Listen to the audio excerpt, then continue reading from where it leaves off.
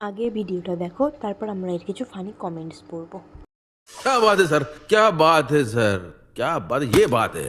আমি জানি এটা দেখে অনেকেই অনেক উল্টোপাল্টা বলবে, কিন্তু সত্যি বলতে আমার কিচ্ছু করার ছিল না। আজ ছিল সোমবার, আর তোমরা অনেকেই জানো সপ্তাহে 2 দিন আমার সম্পূর্ণ নিরামিষ।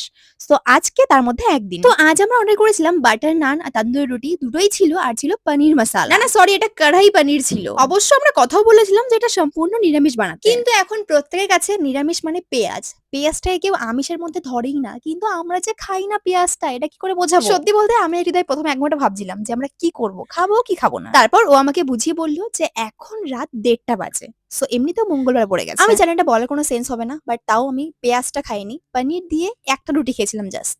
A few moments later. Sumi পেঁয়াজ খায় না, কিন্তু পেঁয়াজদার তরকারি ঠিকই খায়। कौन है ये लोग? कहाँ से आते हैं ये? এইটা সেই মাংস খাই না ঝোল খাই সেই রকম ব্যাপার। পনির না না না, পনির।